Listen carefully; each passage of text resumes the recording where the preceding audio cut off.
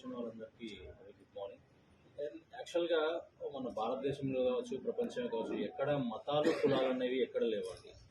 ఇవి మనం అర్థం చేసుకునే యొక్క మన ఆలోచన పరిధిని బట్టి, మన యొక్క జీవన శైలిని బట్టి, మన చుట్టూ ఉన్నటువంటి వాతావరణాన్ని బట్టి మనం అర్థం చేసుకుంటున్నాం తప్ప ఎక్కడ ఏ గ్రంథంలో ఏ మత గ్రంథాలలో ఇది మతము అని ఎక్కడ ప్రతిపాదించలేదు.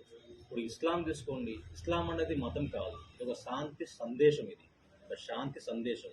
అది ఎవరిచ్చారంటే ద ఆల్మైటీ గాడ్, ఎవరైతే మనం అరబిక్లో అల్లా అనుకుంటున్నామో, అల్లా తన మెసెంజర్స్ ద్వారా, తన ప్రాఫిట్ ముహమ్మద్ సల్లల్లాహు అలైహి వసల్లం ద్వారా ఇచ్చినటువంటి ఆ శాంతి సందేశాన్ని ఎవరైతే పాటిస్తున్నారో వాళ్ళని మనం ముస్లిమ్స్ అంటున్నాం. ఆ ముస్లిం అనేది ఈ మధు కావచ్చు, ఇక్కడ నరసింహరావు కావచ్చు, అక్కడ ఉన్నటువంటి షఫీబాయి కావచ్చు, ఎవరైనా కావచ్చు, ఆ శాంతి సందేశాన్ని పాటించి తన జీవనాన్ని సుగమం చేసుకుంటూ చుట్టూ ఉన్నటువంటి వారిని అసలు నిజం ఏంటిదని దావత్ ఇచ్చుకుంటూ ఒక ఆనందమైనటువంటి జీవితం గడిపే వాళ్ళందరినీ ముస్లిమ్సే అంటారు అనమాట.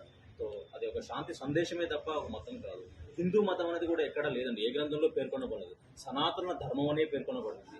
ధర్మం సనాతన మీన్స్ మంచిది, అనాతన మీన్స్ ఎప్పటి నుంచో వస్తున్నది.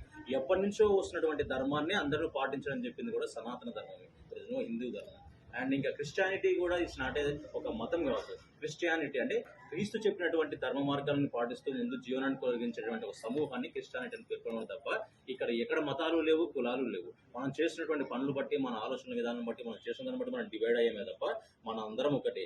ఈవెన్ బైబిల్ తీసుకోండి, బైబిల్ తీసుకుంటే యెహోవా ఒక్కడే అంటారు అనమాట. సరే, అది అరామిక్ లాంగ్వేజ్ కావచ్చు, అరబిక్ లాంగ్వేజ్ కావచ్చు, ఇంక ఇటాలియన్ కావచ్చు, సాంస్క్రిట్ కావచ్చు. సరే, బైబిల్ ఆరిజిన్ అనేది మనకు అరబిక్ లాంగ్వేజ్లో అటువైపు జరిగింది కాబట్టి అరామిక్లో యెహోవా అనడం జరిగింది, యెహోవా అనడం జరిగింది. యెహోవా మీన్స్ ఇస్ ఆల్మైటీ, ఒకటే అనడం అనమాట.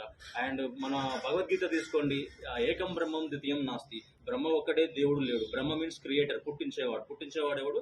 దేవుడు. అది ఒక్కడే అని చెప్తున్నాను అనమాట. అండ్ ఇస్లాం తీసుకోండి, లా ఇలాహ ఇల్లల్లాహ్, దేవుడు ఒక్కడే, ఇంకొకటి లేడని చెప్తున్నాను కదా. అందరూ ఒక్కడే అని చెప్తున్నారు. ఎలాంటి అర్థం లేదు. అంటే సింపుల్ ఏంటంటే, ఫర్ ఎగ్జాంపుల్ ఒక i20 హుండాయ్ కారు ఉంది, అదొక హుండాయ్ కంపెనీ తయారు చేస్తుంది అనుకోండి. అండ్ నేను ఒక పర్ఫెక్ట్ డ్రైవర్ని, నేను డ్రైవింగ్ రూల్స్ ప్రకారం నేర్చుకున్నా, డ్రైవింగ్ లైసెన్స్ తీసుకున్నా. అండ్ మా ఫ్రెండ్ ఒక ఆయన ఇప్పుడే నేర్చుకుండు, ఇంకొక 50 సంవత్సరాల నుంచి నేర్చుకుండు. అందరూ హుండాయ్ i20 కార్స్ని తోలుతారు. కానీ ఈ రోజు ఉదయం తెల్లారంగానే హుండాయ్ అనుకుంటారు, ఈ రోజు ఈ i20 కార్ అనుకుంటారు, ఒక పోయి గుద్దాలని చెప్పేసి అనుకోదు కదా. అది ఏ విధంగా యాక్సిడెంట్ జరుగుతాయి? ఎవరైతే డ్రైవింగ్ చేస్తారో ఆ డ్రైవర్ యొక్క పనితనాన్ని బట్టి యాక్సిడెంట్ జరుగుతాయి. అంటే ధర్మం ఒక్కటే. ఇక అర్థం చేసుకున్న వాళ్ళు ఎవరంటే డ్రైవర్స్ అనమాట. హుండాయ్ అనేది నథింగ్ బట్ ఒక కార్ అనేది, అది బైబిల్ కావచ్చు, ఖురాన్ కావచ్చు, భగవద్గీత కావచ్చు. కానీ దాంట్లో కూర్చొని డ్రైవ్ చేస్తున్నారు కదా, వాళ్ళు దాన్ని అర్థం చేసుకునే తీరు, ఎక్కడ ఎక్సలేటర్ వేయాలి, ఎక్కడ బ్రేక్ వేయాలి, ఎక్కడ స్టార్ట్, ఎలా విధంగా పోవాలని రూల్స్ తెలుసుంటే ధర్మాన్ని అందరికి ఒక విధంగానే అర్థమవుతుంది. సో మత గ్రంథాల తప్పు ఎక్కడా లేదు. దాన్ని అర్థం చేసుకుని మాట్లాడే వాళ్ళు, దాన్ని అర్థం చేసుకుని సొంత వాక్యాలు రాసుకునే వాళ్ళు వాళ్ళది తప్పు. అర్థమవుతుందని నేను చెప్పింది. So drivers makes mistake, car never. Car అనేది మిస్టేక్ చేయదు. మతం అనేది ఎప్పుడు తప్పు చెప్పదు. దాన్ని అర్థం చేసుకునే మన యొక్క పరిజ్ఞానాన్ని బట్టి. ఇంకొకటి ఏంటంటే, ఈ గుళ్ళు, మసీదులు, ఈ చర్చిలు ఎందుకు పెట్టారో ఒక చిన్న కామన్ సెన్స్ అనమాట. ఇది ఎందుకు పెట్టారో తెలుసా? నా ఆలోచన విధానం వేరు, నేను దేవుడు అంటే ఇంకా వేరేది అనుకుంటా, లేకపోతే సమాజం అంటే ఇంకో నాకు వేరే కాన్సెప్ట్ ఉంటుంది. నాకు అర్థం చేసుకునే విధానం వేరు. ఎందుకంటే నాకు మా అమ్మ నాన్న చదువుకోలేకపోవచ్చు, లేకపోతే బాగా చదువుకున్న వాళ్ళే ఉండొచ్చు. ఒక్కొక్కరు డిఫరెంట్ ఫ్యామిలీస్కి మనకు ఉన్నటువంటి సోషో ఎకనామికల్ ప్రాబ్లమ్స్ వల్ల అండ్ మనకున్నటువంటి పరిస్థితుల వల్ల అర్థం చేసుకునే సామర్థ్యము, భాషా పరిజ్ఞానము అండ్ మత గ్రంథాల్లో వచ్చినటువంటి ఏవైతే ఉన్నాయో అవి డిఫరెంట్గా ఉండొచ్చు. దాన్ని అర్థం చేసుకోవాలంటే ఏం కావాలి? మనకంటే ఎక్కువ అర్థమైనటువంటి పండితులు కావచ్చు, ఇమాం సాబులు కావచ్చు, పాస్టర్స్ కావచ్చు, పురోహితులు కావచ్చు, గురువులు కావచ్చు, వాళ్ళు కావాలి. మరి వీళ్ళందరూ మన ఇంటికి వచ్చి చెప్తారా? చెప్పరు కదా. మన అందరం ఒకే దేవుడిని పూజిస్తానికి ఎక్కడికి పోతున్నామో ఆ కామన్ ప్లేస్ ఏంటిది? గుడి కావచ్చు, చర్చ్ కావచ్చు, అండ్ మసీద్ కావచ్చు. అక్కడికి పోతే సామూహికంగా ఒక అందరూ గ్రూప్ ఏర్పడుతుంది. ఆ గ్రూప్ లో విషయ పరిజ్ఞానం ఎక్కువ ఎవరైతే ఉన్నారో వాళ్ళు మనకు వచ్చిన డౌట్స్ని క్లారిఫై చేయడం వల్ల మనం ఈజీగా తెలుసుకోవచ్చు అనమాట. అంతే తప్ప మేమంతా ఒకటే గ్రూప్ కాబట్టి ఒక దగ్గరికి పోయి మదర్ చేస్తున్నాం, ఒక దగ్గరికి పోతున్నాం చెప్పుకుంటాను కాదు. చివరిగా ఏంటిదంటే, శాంతిగా జీవనం సాధించడానికి మన గ్రంథాలలో ఏమి చెప్పబడింది అది తెలుసుకుంటానికి, అది కరెక్ట్గా తెలుసుకుంటానికి. అంతే తప్ప దీంట్లో డిఫరెన్సెస్ కానీ దేవుడు మీ దేవుడు మీకే, మా దేవుడు మాకే, దేవుడు ఒక్కడే. ఇప్పుడు ఫర్ ఎగ్జాంపుల్ మనం ఇక్కడ కీసర్లో ఉన్నాము, ఆంధ్రప్రదేశ్లో, తెలంగాణలో ఉన్నాము. ఏ భాష మాట్లాడతాము? తెలుగే మాట్లాడతాము. అండ్ అమెరికాలో ఉన్నవాడు ఏది మాట్లాడతాడు? ఇంగ్లీషే మాట్లాడతాడు. అండ్ ఇస్లాం కంట్రీస్లో ఉన్న వాళ్ళు ఏమాడతారు? అరబిక్, హిందీ అవి మాట్లాడతారు అన్నమాట. అంటే మనుషులు ఒక్కలే, కానీ వాళ్ళ యొక్క పుట్టిన ప్రదేశాలను బట్టి వాళ్ళు మాట్లాడే భాష వేరు, కానీ భాషలో ఉన్నటువంటి మీనింగ్ ఒకటే.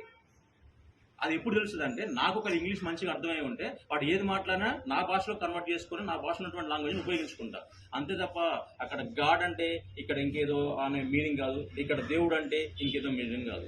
ఏదైనా ఒకటి పుట్టించేవాడు, తీసుకువెళ్ళేవాడు, మనం కాపాడేవాడు వాడు ఒకటే, అది ఒకటే దేవుడు, అందరూ ఒకటే. ఇంకో కామన్ థింగ్ ఏంటంటే, and there is no Muslim, there is no Hindu. ఇక్కడ హిందువులు, ముస్లింలు అండ్ ఇస్రాయల్, సిక్కులు ఎవరు లేరు, అందరూ ఒకే వ్యక్తి, ఒకే ఇద్దరు వ్యక్తుల నుంచి మనం మీన్స్ పుట్టించబడ్డాము. ఆ ఇద్దరిని చేసింది కూడా ఒకళ్ళు, అది హిందూ మత గ్రంథమైన బైబిల్ అయినా అండ్ ఖురాన్ అయినా సరే. ఖురాన్లో కూడా ఆదం అలైహిస్సలాం, నెక్స్ట్ ఈవ్ వాళ్ళు, అండ్ బైబిల్ ప్రకారం ఆడమ్ అండ్ ఈవ్, అండ్ మన దాని ప్రకారం ఉన్నటువంటి మునీశ్వరులు ఎవరైతే ఉంటారో ఆ ఇద్దరి వల్లనే టోటల్ ప్రపంచం వ్యాప్తి చెందింది. అంటే we are belongs to one family.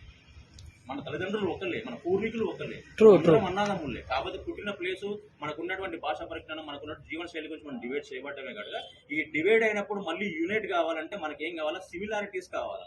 అంటే ఇప్పుడు ఈయన నలుపుండు, నేను తెలుపున్నా, ఈయన పొట్టిగు, నేను పొడుగు, నేను బలవంతుడు, ఈ డిఫరెన్సెస్ మనకు అవసరం లేదు. సిమిలారిటీస్ ఏంది? మన కుటుంబం వాడే, మనవాడే, మన పూర్వీకుడే, నా చుట్టూ ఉన్నవాడే, నా బ్రదర్ లాంటి వాడే, నా ఇంటి పక్కన వాడే అని తెలుసుకున్నప్పుడు, నువ్వు తినేటప్పుడు నీ పక్కింటి వాడు తినడా లేడా, నీకు ఏదైనా జ్వరం వచ్చినప్పుడు అరే ఇంక చిన్నపిల్లలు ఎవరికైనా జ్వరం వచ్చిందా, మన వంతుకి ఏదైతే సహాయం చేయబడదు అనుకో, సహాయం చేయాల్సిన, అది చాలా ప్రతి మత గ్రంథం అదే చెప్తుంది అనుకోండి, ఎక్కడ కొట్లాడమని చెప్పలేదు.